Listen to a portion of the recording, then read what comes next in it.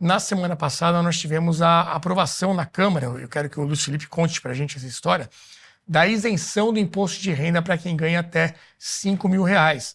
Uma votação unânime lá na Câmara dos Deputados, e agora esse projeto vai para o Senado. E, é claro, tem que haver uma contrapartida para repor essa arrecadação para o governo. Luiz Felipe, como é que foi isso? Tipo de pauta que não dá para votar contra. Essa tabela do imposto de renda não era atualizada já há muito tempo, ou seja, era uma obrigação mesmo do governo puxar esse piso mais para cima. Mas como é que isso vai se dar na prática e quem vai pagar para tapar esse buraco? Muito bem. Bem, para começar, isenção é bom? Sim, isenção é bom. Lembrando que o Brasil é um dos países que menos isenta, né? Se você falar em termos relativos, R$ 5.000, comparando com o que tem de isenção nos Estados Unidos, isso não é nada, né? Nos Estados Unidos você tem isenção até $35.000 ou até mais, né? Mínimo de 15, 20, $35.000. Aqui estamos isentando $1.000. Então, quem ganha...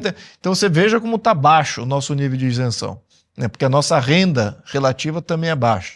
Então o governo resolve aplicar nivelar por baixo e não por cima. Na minha opinião, teria que isentar muito mais, né? Agora, qual é o problema dessa proposta? É que não é só isenção, né? A isenção daria um benefício para a população, poder consumir mais, poder poupar mais, poder ter mais renda, mais conforto adquirido, sim, sem dúvida. Só que, por outro lado, eles estão inviabilizando o país. Então, não é que eles estão só fazendo a isenção. De um lado, eles fazem isenção, e do outro, que é bem visível, todo mundo está vendo a isenção. Do outro lado, eles punem o investimento, o capital, e aqueles que fazem girar a economia. Então, ou seja, de onde vai vir essa compensação? Não, é que tá. O problema é que, veja como é totalmente demagógico e eleitoreiro esse projeto. Então a parte visível todo mundo entende.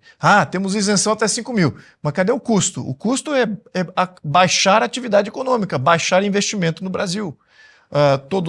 Alta renda, investimento externo, até mesmo investimento interno, pagamento de dividendos. O próprio mercado financeiro sai penalizado quando você tem tributando dividendos, tributando remessas internacionais. Qual é o interesse, então, do atrair capital estrangeiro para o Brasil? Que ninguém vê isso. É só um grupo muito pequeno que vê isso, né? Quem está assistindo esse programa, muitos que estão no mercado financeiro, aqueles que compram o Bitcoin, que já entenderam tudo, que está indo para o buraco a coisa. Então, mas ainda é um grupo muito pequeno, considerando a massa de 200 milhões de habitantes. Então, o governo está jogando para a massa. Está falando, eu tenho mais a ganhar com 5 mil do que eu tenho a perder com esses centenas de milhares aqui que podem ter prejudicado, ou seja, não vão investir no Brasil. Então eles estão olhando isso. Eles estão achando que esse resultado negativo vem muito mais no longo prazo também, né? Não é na hora. Não, já o benefício é na hora. Já está acontecendo. Já está acontecendo. O que está acontecendo em praticamente todos os setores da economia, em função de medidas como essa não foi a única. Certo. Várias medidas nesse sentido foram tomadas nos últimos 2 anos e meio. O que significa? Significa que todos aqueles que vão investir no Brasil têm agora que ter um retorno tão alto que não encontram projetos para investir. Então não investem. E o que acontece de não investir? O capital que está sendo investido, na minha opinião, é aquele capital de reposição. É aquilo que você precisa para manter as máquinas girando, aquilo que você precisa para manter o status quo.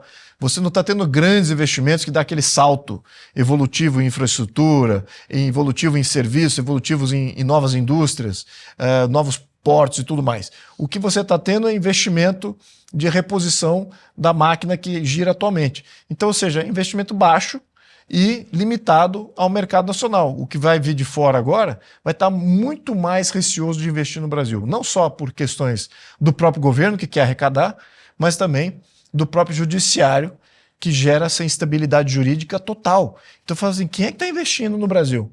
Não é um capital inteligente, é o capital político.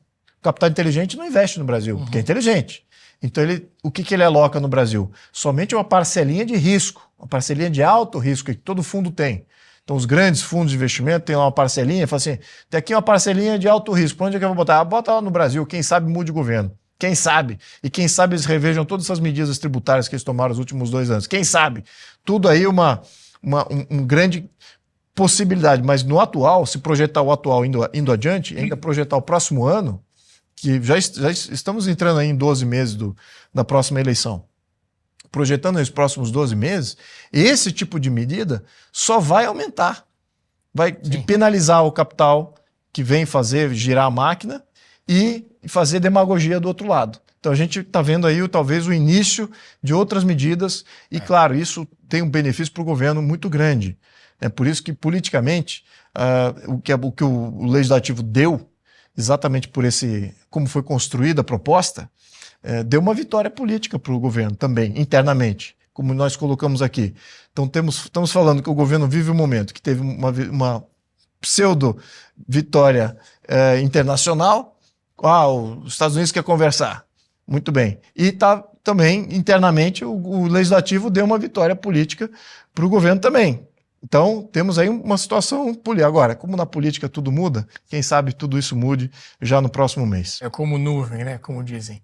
Bom, o governo Lula basicamente repetindo a sua receita, né? Então, muita Bolsa Família, tem Vale Gás, tem agora essa isenção do imposto de renda. O Estadão traz também, olha só, o governo Lula quer transporte público gratuito como trunfo para a reeleição em 2026.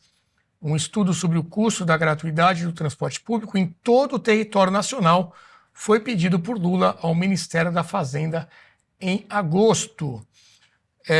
O Lobauer, tem um pacote aí, então, de bondades, né?